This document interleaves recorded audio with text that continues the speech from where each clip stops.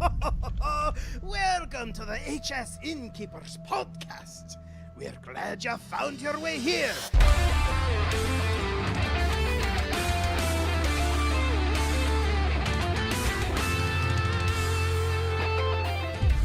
And welcome to the Innkeepers podcast. We are a podcast for innkeepers covering Hearthstone's fireside gatherings with insight and information we hope all of our fellow innkeepers find useful. My name is Avantes from Knoxville, Tennessee. This is Root from Orlando, Florida. And this is Illyri from Halifax in Canada. And with us today we have a very special guest we have all the way from Germany, Innkeeper Schwinghammer. Schwinghammer. Hi. Hi. Super excited to have you back, sir. It's my third time, right? I think so. Yeah. Is he Third winning? time. No, he's still under Scott and the guy from Weeva. Yeah, Weeva. Aren't they all at 3 though? Always though? feel fine to be under Scott. That's Good call, my friend. So coming up on episode number 21 of the Innkeepers podcast, we of course have all of our news, all of our shares and spotlights, and we're going to be talking about the Inter-Tavern competitions with Schwinghammer. And don't forget, for all of your Hearthstone Fireside Gathering needs, check out firesidegatherings.com to schedule your event, but also check out hsinnkeepers.com for valuable resources made by innkeepers for innkeepers. Alrighty, so that brings us to this week in the news, and we just have a little bit to talk about. So, Party Up and Play campaign was just announced. Basically, swag kits for fireside gatherings that are running the 2v2 tag team brawl. Your fireside will need to be run between February 14th and March the 6th. You have until February the 27th to try and claim a support kit. Remember, this is important, support kits are never guaranteed.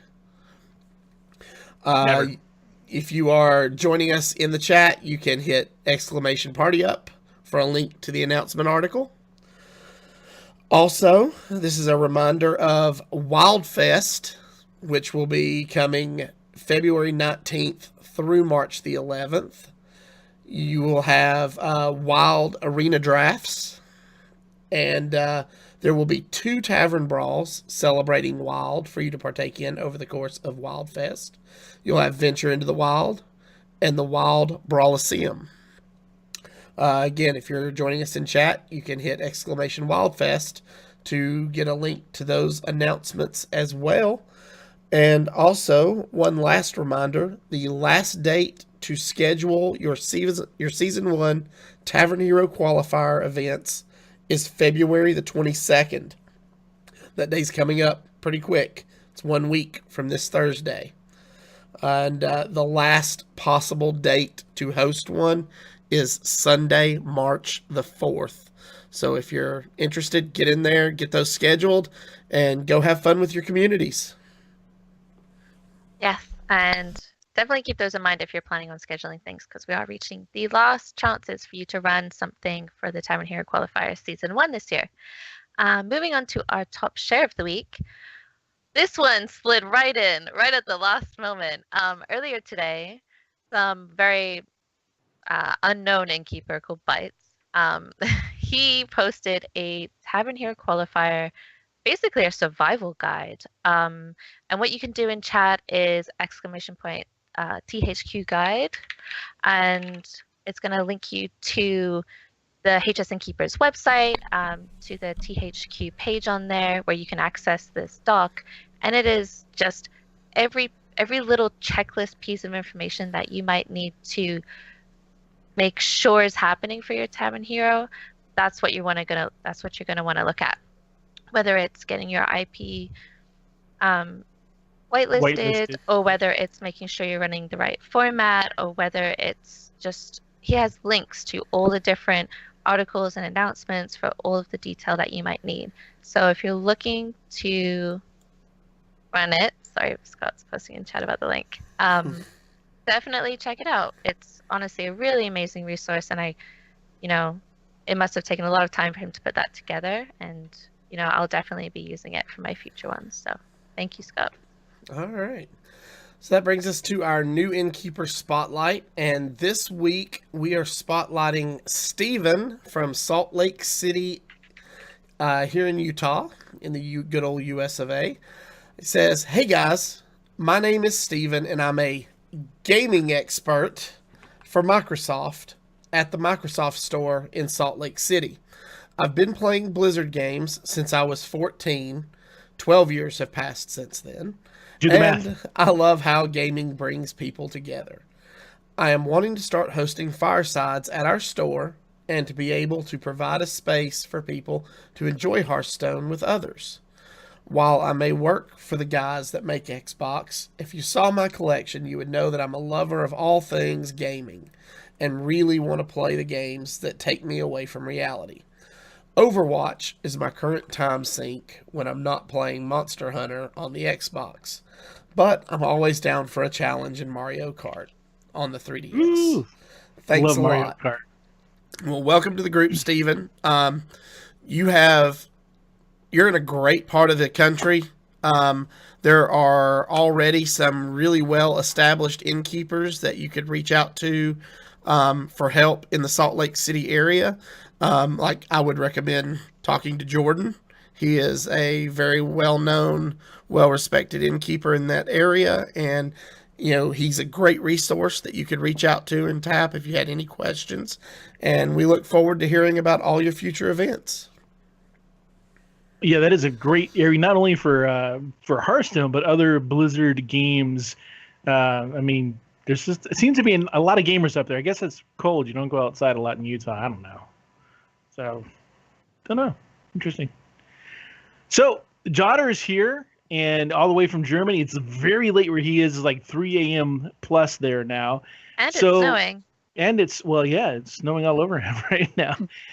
And he does this awesome thing. This is Inter-Tavern competition, the FSGBrawl. So, Jotter, welcome again. Third time's a charm. Can you tell us a little bit about the FSGBrawl? Yeah, all right. So the Fireside Gathering Brawl, that's what that stands for, of course. It's a cross-tavern tournament taking place on the European realm. So I don't say Europe or something, because anybody in the world can compete as long as they have their decks on the European realm and have a Fireside Gathering at that time. So it's basically just a cross-tavern tournament. We have taverns all over Europe competing, actually, and furthest away right now is Israel, I think. And both teams are 3 people, and they compete during a 1-day event in a relatively standard Hearthstone format. Actually, I think it's most likely the same from the other group tournaments from Blizzard used. Like you have all 3 matches, and then of course the team that wins 2 of them wins. It's a Conquest best of 5 tournament. Yeah, so that's basically what the FSGBrawl is. Of course, it's much more, because Fireside Gatherings means more than just these 3 people. There are whole normal classic Fireside Gatherings at the same time at all of these venues in the background or around it. Actually, I don't know for most of the venues if the 3 people action is the main thing or the Fireside Gathering is the main thing. That's also the beauty of it, of course, having all of these at the same time and having a chance to showcase all of these different and awesome events.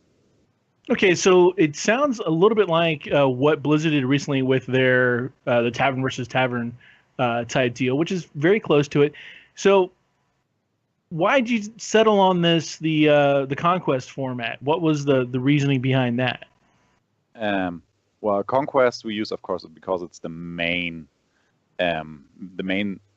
format that Blizzard uses. So using all the standard stuff from Blizzard, from Fireside Gatherings, from Tavern Hero qualifiers that everybody knows, is most likely succeed in such a thing, because with so many different taverns, you need to find something that's basically everybody can agree on, and having Blizzard does this is a good backing for it. The 3 versus 3, on the other hand, we chose that because we wanted to give taverns like a feeling for their team, for the whole tavern, a 1-versus-1, which is, for instance, done by what are they called, the Battle of Taverns, which is mostly run in Russia and the CIS nations, which is, by the way, also a huge tournament. Shout out to these guys. They do 1-versus-1, and to me, it was really important to like catch this team, this Fires the Gathering character. We don't promote players here; we promote the taverns. So that's why I chose a team format, and yeah. So how did you come about to select your team? Did you have playoffs, or was that something that you just decided what 3 people might play best together? I leave that completely open to the tavern, because I think all taverns in this world are completely different. They have different communities, and only the innkeeper and that community knows the tavern. So I actually encourage them when they submit their players to us, like, do whatever you want. You can do qualifiers, you can do invite, you can make anything. Maybe write us about it, how you did it, and I just love to see the creativity from all these innkeepers, like how they do such stuff, how they handle that. It's really, really interesting, and of course, also you see like the dedication when they say, okay, we did 3 qualifier tournaments for that. I mean, the Fires the Gathering Brawl, it does not have a huge prize pool. It's not the Tavern versus Tavern in America, where the winners get to BlizzCon or something. It's like the winners get some nice gear from our sponsors, from Rocat, and HS Replay did sponsor us for this one. But it's still very, very low prizes, and seeing so much dedication going in there, that's awesome. So what was the genesis of this idea to have this Fireside Gathering Brawl?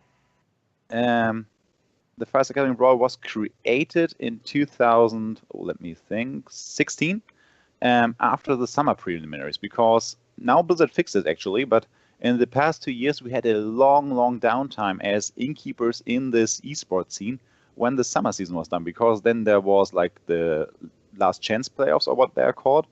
That's basically not tavern stuff. Then there was BlizzCon, and then there was nothing until, when was the first tavern? THQ started, I think, in December at that time. So there was a long, long downtime. And some innkeepers started in the innkeeper chat of that HCTs talking, yeah, what are we going to do in this time? And I'm going to miss you guys and all of that. And they started talking about maybe doing a tournament together. And then I basically just jumped in and said, hey, yes, we're going to do that. Here's a Facebook group, join. And then it took me still half a year to get everything done, because I sometimes am lazy. But yeah, half a year later, we had our first. That was a window. We had our first Fireside Gathering Brawl in early 2017.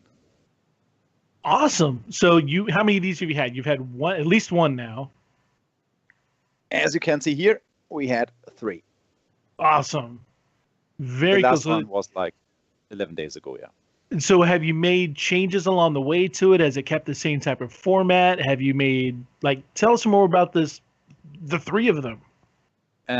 Yeah, so of course, the first one was kind of a bit of a mess, but since the innkeepers are all flexible and pretty good people, actually, I don't think that they saw that it was a mess behind the scenes.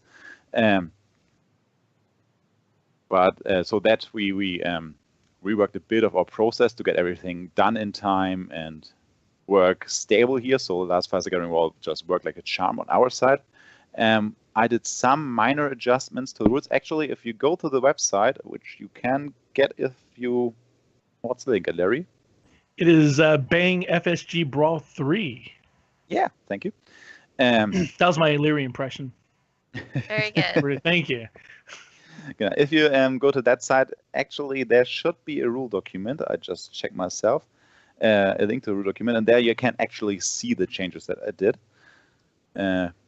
to the rule set and to the overall tournament, because the main thing is still the same. This 3-on-3 tournament actually got some good feedback. People liked it a lot. Where's that? The rules. Show complete rules. Oh, actually, no, you need to go to the earlier ones. It doesn't matter. So I tried to get something about a spare player into the rules, because you have the 3-people teams and you work with volunteers and all of that, and like 16 venues or something. It's most likely that someone will like one day before the tournament gets sick or something. And how do you manage that? That was actually an issue for the first brawl, so I included a spare rule for the second and third. I'm gonna need to change that again because it doesn't make a lot of sense. Right now it's like you can submit for the spare deck lists.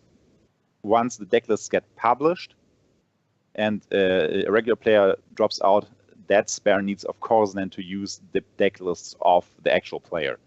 And with the deadlines being really, really short term together, these deck lists of the spare didn't make any sense at all because they were valid like for 12 hours. So just making sure we're on the same page. You using the term spare, would that be the same term as we use as an alternate player? Yeah, absolutely. So Okay. you have 3 players and 1 spare player. Yep. Got it.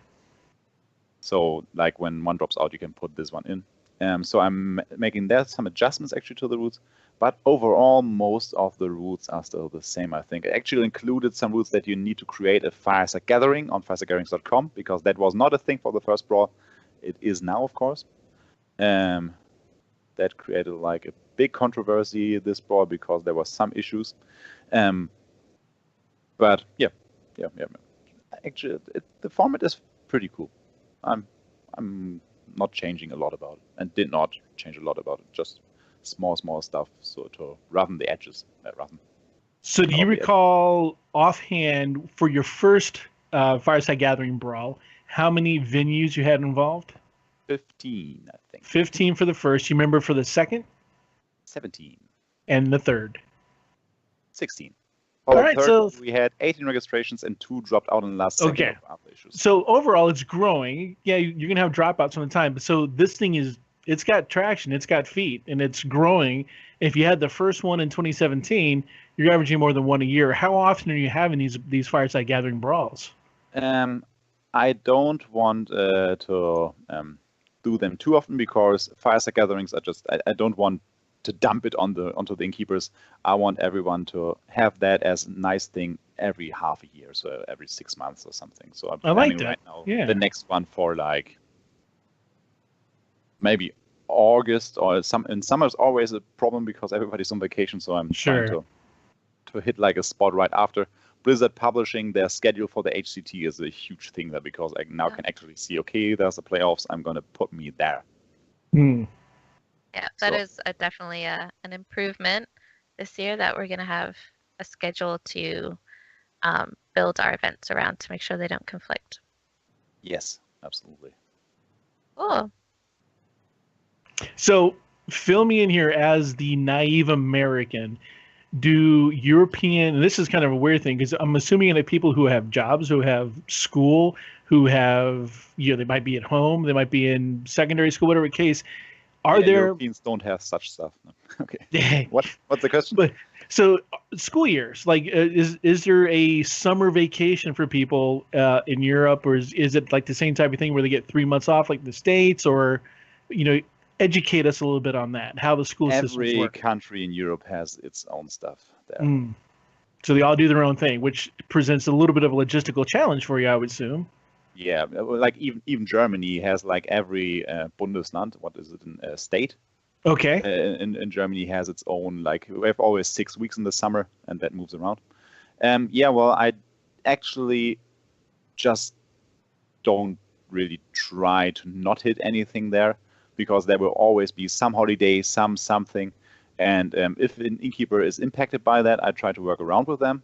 So basically, for the Fireside Gathering Brawl 2, the team from Tel Aviv, from Israel, for instance, they couldn't host a Fireside Gathering because there was a National Remembrance Day or something like that. So there was nothing allowed at that day, and so basically everything was shut down. But I don't want to disqualify people for that, so I actually let them compete. So we try to figure out everything individually with the Innkeepers. I try not to hit like the main vacation time, that's basically July and August, but I actually don't know if, for instance, if September is a holiday in Ukraine or something. That's something I cannot work around. Very true, very true.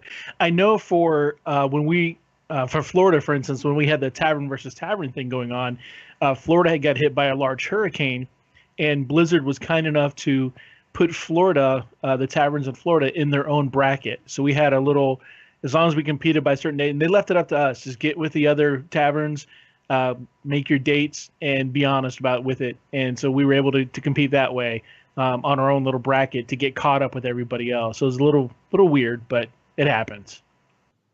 Yeah, absolutely. Well, Blizzard has the bonus there. They have like not a 1 day to finish everything off. We have basically 8 hours to do the whole tournament, which has a lot of actually boundaries to do stuff. Like I would love to have all matches casted one after one. For the broadcast, that would be ideal. But right now, for instance, when we have like, let's say Bilbao plays against Bordeaux, they play all 3 matches at the same time, everything at the same time, so that the broadcast actually cannot really grab this. There are 3 players that are playing. We only can show 1 match at a time, and I don't have the technology here to like have 3 play against spectators. So that actually sucks a bit. Blizzard can actually like. They have such big prizes if you don't want to host as many Fireside Gatherings to participate there. I need everybody who wants to. So. No doubt. Guys, do we have any questions from the chat room or anywhere? Well, we had earlier one on the Discord, I think. Yeah, Maticus. He wanted to know, how do you properly coordinate events across 4 time zones? Well, that's rather easy. Don't make them too long. That's the only thing that you can do there, of course. If you have money, you can actually pay people to do the events longer. But working with multiple time zones actually means try to hit the middle and then look at the one in the that's at the west. They are earlier, right? No, yes. they're later. They're west would be earlier. Yeah. Yeah, so that they don't like run too early, and on the other side that they don't run too late. Mm-hmm. So just hit the sweet middle. So we actually had some problems with that already because we have Moscow as our eastmost venue, and they actually had to close on the first Gathering Brawl 1 in the 3rd place match. So we actually had to like delay that to another date, and then the players played it at home.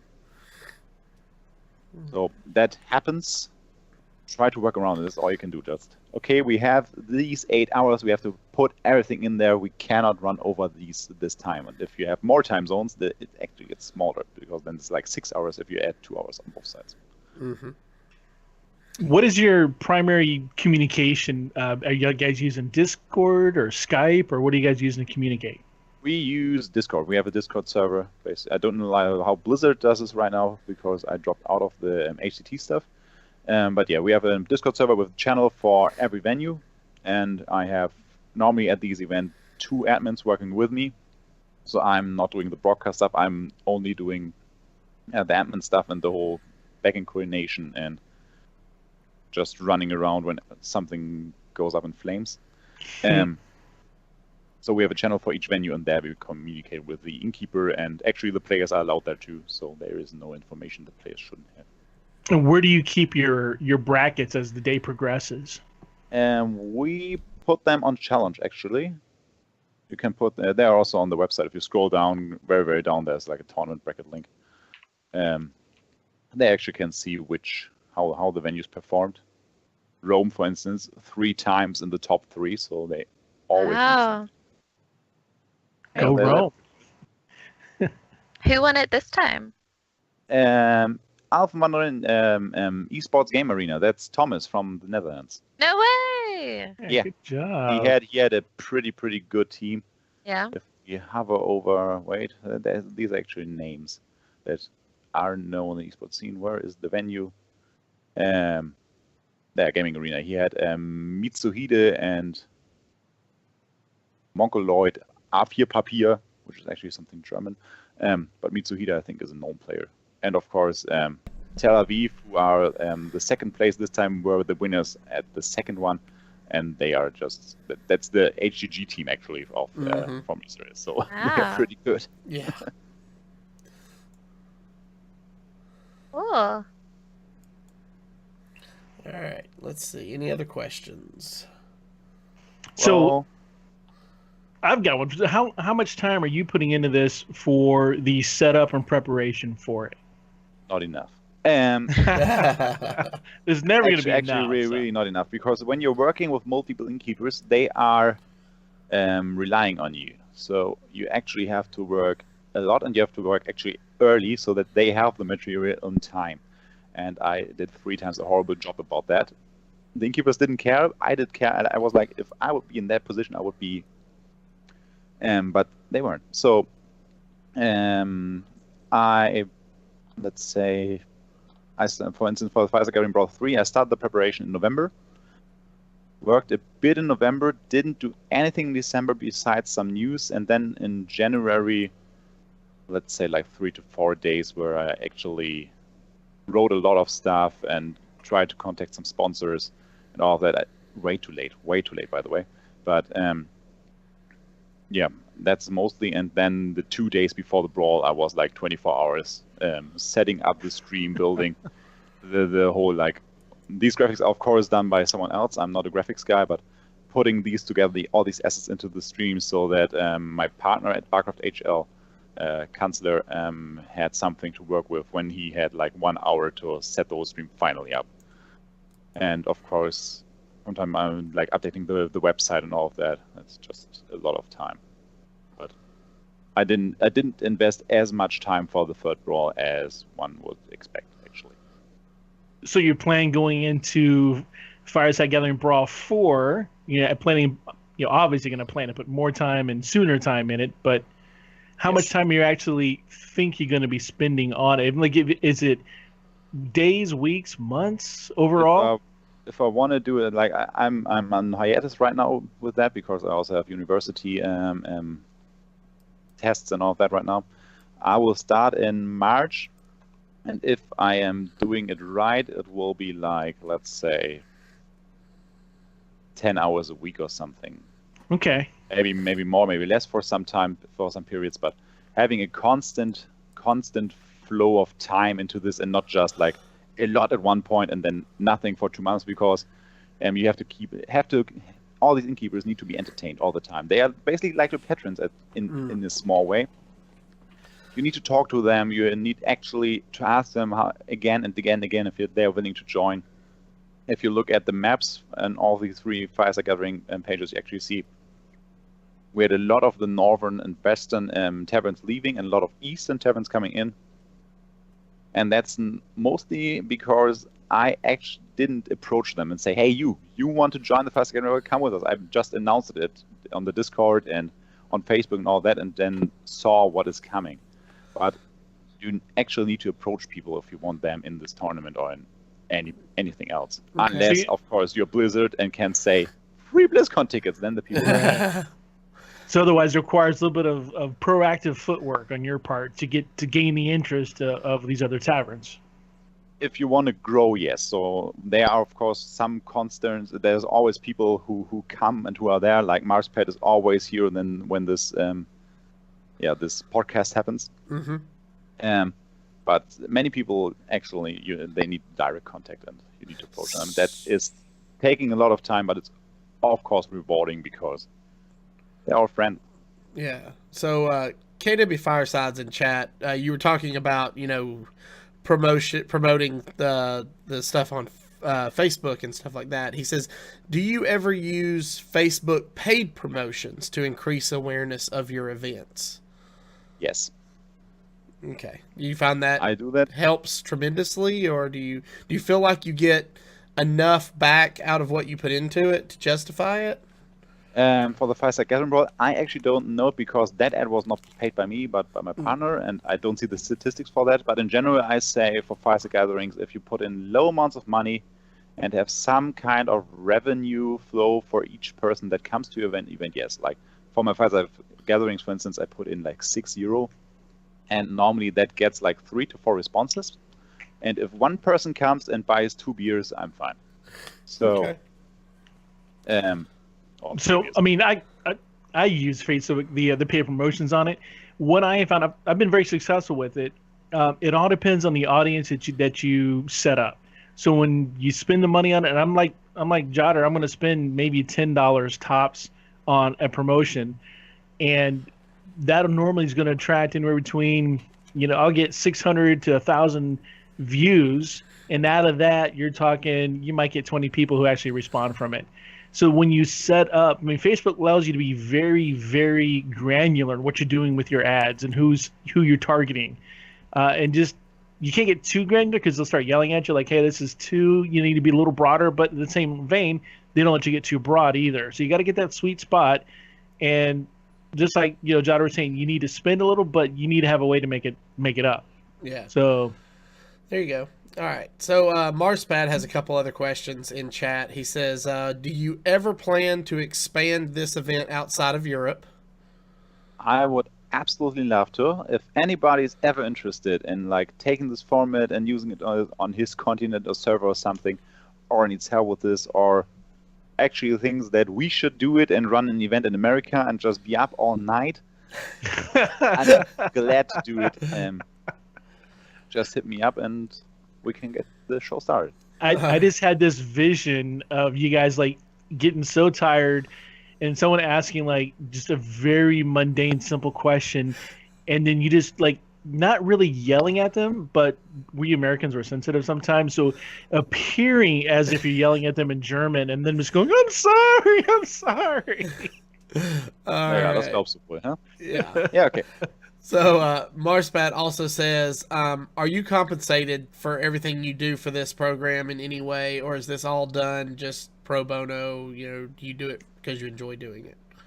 We don't have any revenue at all out of the Fireside Gathering Brawl for us. So our Fireside Gatherings there I can like break even, but everything I put into the Fireside Gathering Brawl actually is not only rewarded by like cheers from the Innkeepers, that's all. So even if I got money for it, I rather put it into the prize pool normally. Nice. Okay.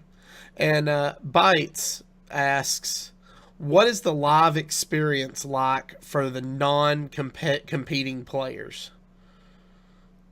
Yeah, that's actually something that I don't know 100% because like these Innkeepers just host their normal Fireside Gatherings at the same time. So I only see the pictures and actually see a lot of people playing Hearthstone and doing some side event stuff. And I think there was some cosplay at one venue.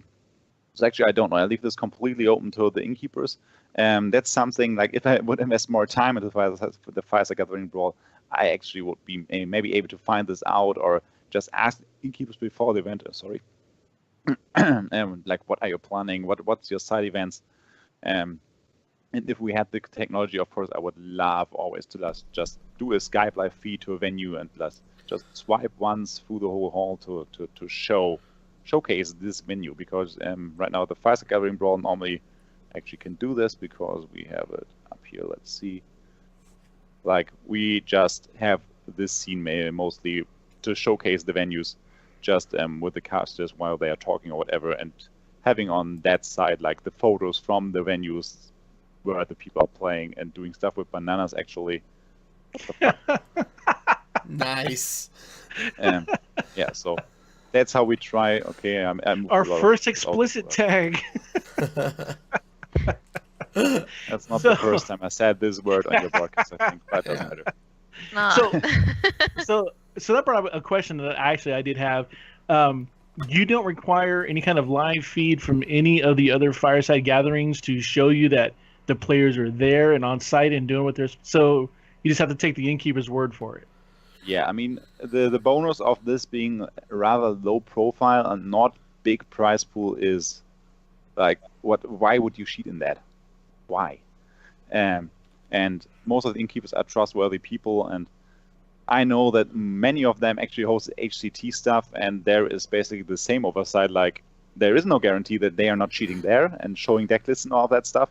So I created the rules, and that's very different actually from the HCT, in a way that anything that can manipulate the game is allowed, like deck trackers or writing stuff. Anything that I cannot control myself from here is allowed, because otherwise cheating is, oh, that's not a thing. Like in HCT, you cannot use a deck tracker, but if the Innkeeper allows that to the player, what happens?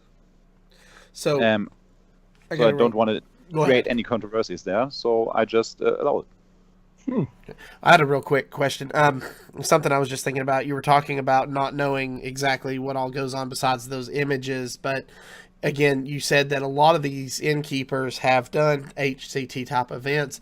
Have you ever thought about the possibility of asking for like a post-event email follow-up where they talk about what happened at their event and link you all the images and that kind of stuff? Sort of like what we have to do with Blizzard after a THQ. I actually have something like that. I have a feedback form, and I actually cannot show that right now. I have a feedback form that I sent to the Innkeepers to get it back to improve the overall tournament. I'm actually not asking too many informations about the Pfizer gathering, I think, because once again, I'm volunteering on this, and they are volunteering on this. And I don't want to ask stuff from them that I actually not going to use. So right now, like when I ask that, I'm asking them for the feedback, how I can improve. I would love to feature what they have done and have more statistics about that. Actually, just to actually like go to a potential sponsor, say, look at that. Like, you want to be part of this all around Europe or even in America or something. That's of course great, but I did not require so far, I think, a lot of very specific stuff. I will find it out later what I'm actually asking in this form. I created that like 1 year ago and just iterating about it, just basically not changing it, just changing the date and the title. Okay, and then cool. Use it to prepare the next brawl. So with the prizes that you guys have, are you asking the sponsors of those prizes to cover the cost of shipping or any kind of import taxes on those? I did not for the first one. For the first one, they sent them to me, and then I sent them out. That were nicely spent $60. Yeah. And from the second one on, they are shipping it. So our head sponsor is Rocket for the FSGBrawl. They are a company that is seated nearby. So yeah, they basically just ship the keyboard, mice, headset, whatever, to the 3 winning venues. And taxes are not covered by us or customs or something. Okay, so that's up to the individual if they have any kind of import fees to take care of those on their own. I mean, most of the countries are EU, so they are covered anyway. And some... True. Well, it's the reason that prompted that is what recently has potentially come up with what Blizzard's doing with their little the quest pricing. It seems like some people are concerned about import taxes and prize taxes on that. So just wonder if that covered the same type of deal, or if the prizes were low enough that no one really bats an eye. Actually, I don't know. No worries, that's fair enough. You're like, I don't know. They send it, they do whatever. It's good. Yeah, so far, once I get if I like get feedback from someone, oh no, this was too expensive, or we had to pay a lot of cancelled, I will take care of that. But as long as no one is complaining, I'm fine. I hear you. All right. Well, any other questions for our innkeeper from Germany before we wrap up this evening? So I'm sure he probably wants to go to bed. I want to play World of Warcraft right now. Yeah. All right, this is completely off topic, but you said you've got studies with college. Could you tell us what's your major? I'm studying computer science. Okay. I'm doing my master's degree right now. Oh, very good. I think you've mentioned that before in one of our other shows, actually. So that's awesome. Possibly. So, all right.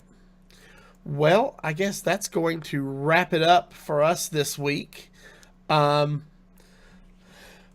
that, I guess if you guys have any questions for us, feel free to post them in the podcast chat Discord channel. That's where we will always get them, and we'd love to talk to them on the next show. So absolutely. Go ahead. Before we wrap up, though, I want everybody to notice Illyri's computer's in. She's got her new computer, new webcam, new headset. she is not streaming from her phone. It's not her phone anymore. She is legit streamer now. I am. I'm actually going to start streaming in the next few weeks here. Woohoo! So maybe some Hearthstone, maybe some other games, but yeah, I built a PC, and it's like a 20-year dream as a gamer to like build a gaming PC. And she's beautiful, and her name is Pearl. And if you go to my Twitter, you can see a picture of her. Yeah, it was actually like really fun to build and do. It actually, I had help from a friend on a phone call, but like in person, it was just me. So. That's awesome. Awesome. Well, congratulations on that. Thank you. It's really cool. I'm really happy for you. I'm glad you're excited about it, and I know everybody's so happy that that you got a quieter keyboard. Right? I was typing, and I don't think you guys heard it. So. Yeah. We didn't. No. In fact, early before show, I thought you were typing, and it was Avanti. That's right. I was blaming you, and it's him. Couldn't believe it. Awesome. Cool. So to recap, this week was all Schwinghammer. Schwinghammer. So You got to do it, Jasper, before we go. Schwinghammer. there you go. No, give us like a good The emotion. good one. It's 3:45 where he is. People could be It's asleep. always Schwinghammer time. Schwinghammer! There we go. Thank you. So, all right. We talked about the news. We talked about the Fireside Gathering brawls. So, join us next week if there is something specific you would like for us to discuss. Drop that in the podcast chat channel as well. We're always looking for ideas for shows. All right. So, Jasper, why don't you tell people where they can find you online? Well, just Google for Jodder. On Twitter, I'm actually BCHL Jodder. Or on Facebook, look for Jasper Schwinghammer. All right. Cool. Aliri? You can find me on Twitter at Larry, ALEIRRI. Root, where can people find you? You can find me a lot of places online. I'm doing like 11 shows right now, so I'm popping up everywhere. But my main Twitter is going to be Hearthcast Root. That's part of my Hearthcast show. We are celebrating 9 years on that show this month. Wow. So, yeah, it's crazy. Wow. So that's awesome. And anything Fireside related, look at FloridaFireside.com. Or our Facebook group or page, which is just Florida Fireside on the Facebook, and you'll find it there. Anything that's going on with Fireside Gatherings in Florida, we're covering it. So check us out there. Avantis, what about you? You know, every time you talk about your 11 shows, I'm just like, I'm doing 2, and I feel like I'm stretched thin. But it's stretched. You can always find me on the Twitter at AvantisHS, or every Wednesday night right here on Twitch at ECMMO Gamers doing my podcast Hero Power. So hope to see you then. Don't forget, you can find all of these awesome resources for your Fireside Gatherings at hsnkeepers.com, or you can use the official Blizzard resources at resources.firesidegatherings.com. And you can also join our Innkeeper Discord if you have not done so already by going to bit.ly, that's bit.ly/HSInnkeepers. And as we close the show this week, we want to thank all of you for joining us in chat. We love having you join us every week. Makes the show so much more lively.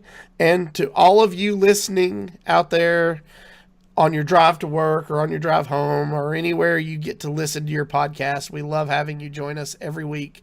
Thanks for doing it, and we'll talk to you next week. Bye. Bye. Goodbye. Thanks for listening to the HS Innkeepers podcast. For legendary resources and more, go to hsinnkeepers.com.